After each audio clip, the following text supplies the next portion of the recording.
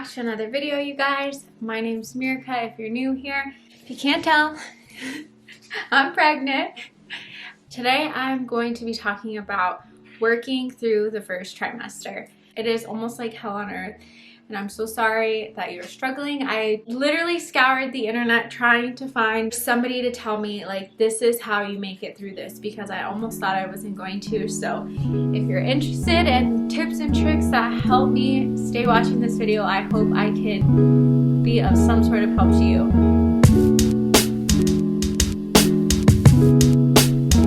First, I'm gonna get into this like little spiel about what I didn't do that I wish I would have done.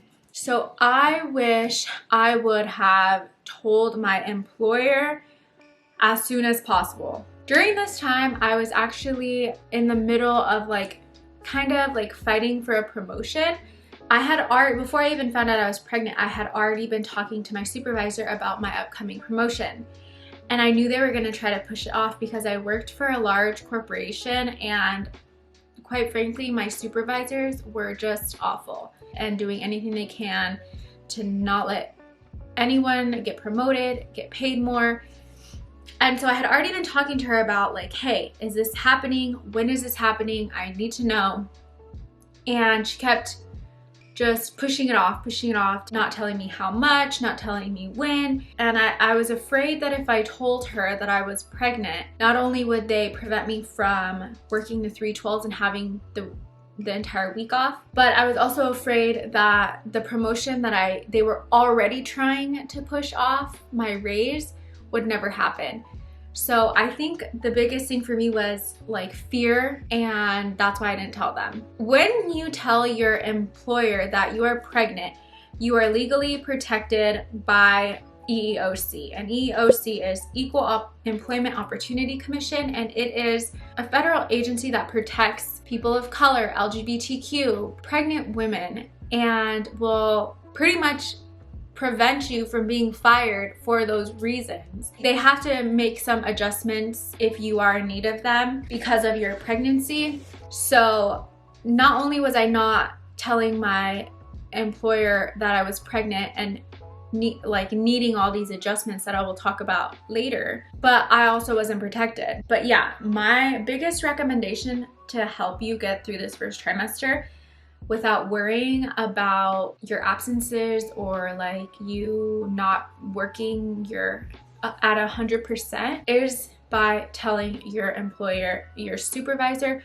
that you are pregnant, doing it via email, and maybe CCing HR if you have an HR department. The only stipulation with EEOC is that they are only covered through companies with 100 and more employees. Meaning, if you work for a small business, I'm not sure that they're part of EEOC. But you can look at that on their website, how to file a charge, whether or not it's covered. The good news about this is that if you're wrongfully terminated for being pregnant, or if you tell them that you're pregnant and they try to fire you for some nonsense, you can actually hire a lot of lawyers pro bono, meaning for free. You just submit, there's a bunch of different websites in your state where you can just submit your story, and if a lawyer thinks that you have a fighting chance, they will pick up your case, represent you for free.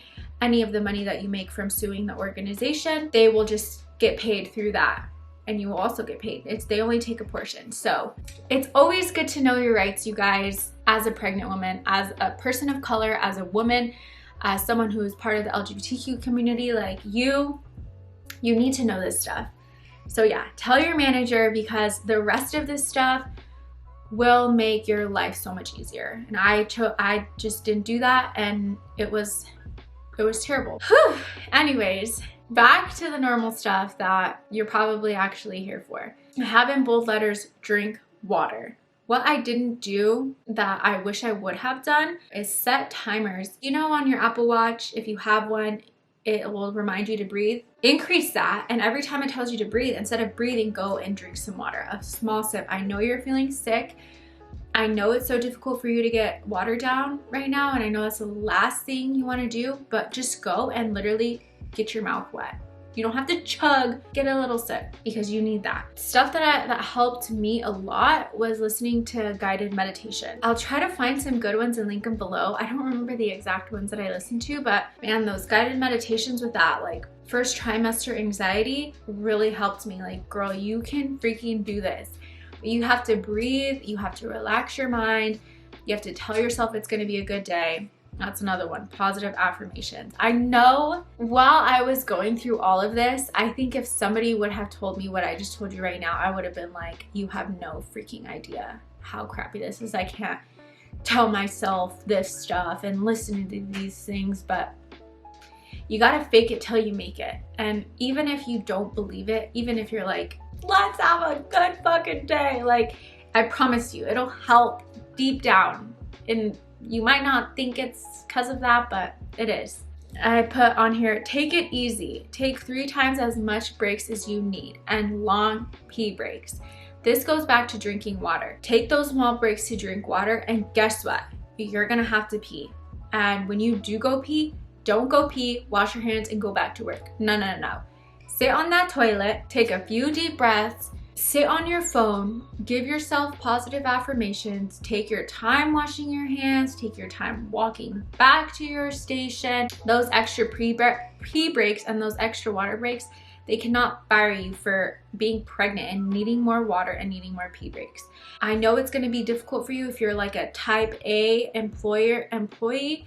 Like me, I'm always like, I always felt like I had to do something, and then as soon as I found out I was pregnant, I was like, I can't. You cannot be 100% at work and then like feel okay in that first trimester. Like, you have to give and take. I was trying to do too much. I was trying to fight for this promotion. I was trying to do my best at work. I was trying to like be the best at pregnancy, and it was just very difficult for me. So I did slack off a little at work because you're growing a child.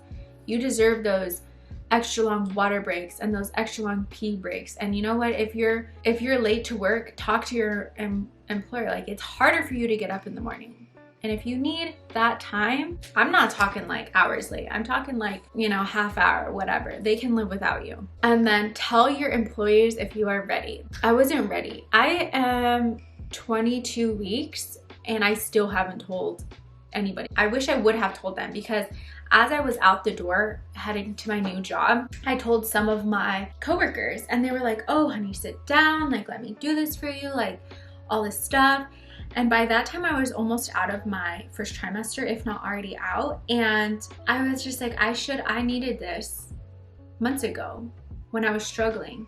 You're not gonna need people as much as you'll need them in the first trimester and in the third trimester. Tell them in the first trimester so you don't have to work as hard, and they can see why you're taking longer breaks, and they can see why you're not doing your best at work. Bring nausea lozenges. So I had found these lozenges at Walmart as I was just like walking through the baby aisle.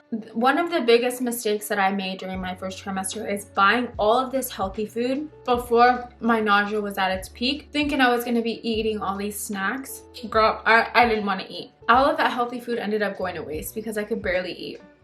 So take some snacks that you can like stomach that will also like help give you a boost of energy. Maybe like some granola. I have on here like granola bars, crackers, like some grapes, like I don't know, anything that you think that's small, that's little, that you can stomach. It doesn't have to be this healthy boiled egg and like all these snacks. Like, eat a freaking cookie if like that's what you need, if that's gonna help you fill your tummy just a little and make you feel better. Like, just try to let go of the pressure to be a perfect mom, be a perfect employee, be a perfect everything at this point. Like, you're just gonna get through it, however it is that you're gonna get through it. And if that is eating a donut on a 15-minute water break while you cry, that is the way that you're gonna do it. This one, oh my gosh, I have pillow and blanket in your car and like a window cover, something to like roll up the window and cover the sun. Because while I was working at my other job, I would frequently go to my car on my lunch breaks and just take a nap. So I suggest putting pillows and blankets in your car, because I never did that. And I still, in my second trimester, I still need to do that. I still have that on my to-do list, to just put a pillow and a blanket in your car, because no matter what, girl, you are gonna need to go lay down, even if it's for 5 minutes, promise. I have this, brush your teeth and comb your hair at work, like get ready at work. Put like a little bag with like an extra toothbrush, an extra hairbrush, some deodorant, maybe a change of clothes, like whatever it is that you need in your car, and just get in your car and drive to work. Because I think what was so difficult for me was just getting there. There's so many times that I went to work and was washing my face in the sink. Tell your manager if she sees you, say I need a second or whatever, or just go straight to the bathroom, get ready really quick, and then walk out. You're pregnant. You got this. I have here, leave early, lie, or request time off. Leaving early, if you don't feel good and you want to leave early, go talk to your supervisor. I don't feel good, I gotta leave early. Obviously, all these things that I'm telling you, like, don't abuse them, don't do them all the time. You want to be a good employee, you have to. But if you can do a few of these things, or if like you can't do anything that I just named, except some days you can leave early or you can request some time off or whatever, then do that. But these are just the things that I did to like help me get through. It's a balance. You have to find the balance. Request time off. But you can tell when you're starting to hit burnout. So request that time off as soon as you get the itch that you need a day off. This kind of applies for, it depends on what your occupation is, but it applied for me. I work in a lab, and it's called OSHA, about hazardous chemicals. Like an OSHA coordinator, so they can go over hazardous chemicals to stay away from.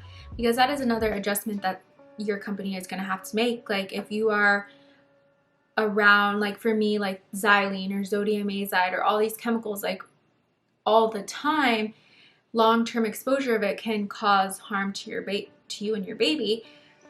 And if you let them know you're pregnant and they make adjustments to not have you do that task in that job, then you're safe. But you want to do what's best for you and baby. So I have on here, do the bare minimum. Go in, do your job, leave.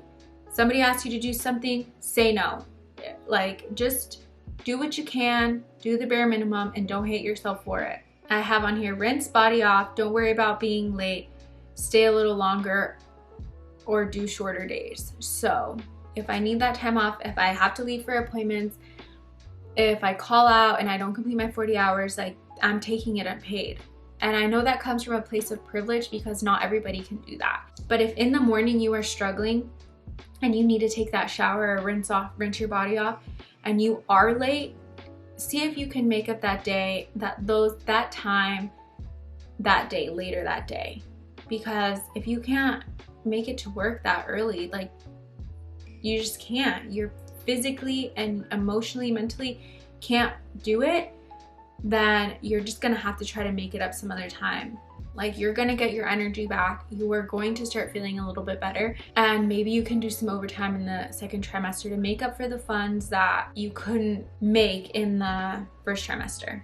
So yeah, that is pretty much it, you guys. I know that was like probably not the best like professional advice. I had to do what I had to do, and like if slacking off a little bit was gonna help me get through, then I had to do that. And I wish that somebody would have told me that in all of the videos that I watched. I wish somebody would have been like, tell your employer, tell your supervisor, tell your coworkers, and just sending that email and telling my supervisor, I'm pregnant, these are the adjustments that I need. I need you to understand that I'm going to need more bathroom breaks. I'm going to need more breaks for water.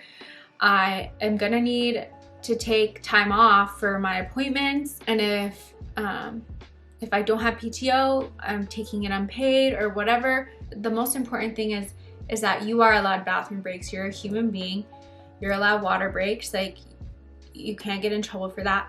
and don't just rush to go take those breaks. Sleep in your car on your lunch break, pack up all the stuff that you need and get ready when you get at work, like quickly, obviously, but having those lozenges, those snacks, the stuff that you need with you to get you through. I know it sucks, but I promise you that it does get better, and it will get better, and it's gonna go by so freaking fast because I thought I wasn't gonna be able to make it. Good luck, guys. You're gonna make it through. You and baby are gonna make it. Love you guys.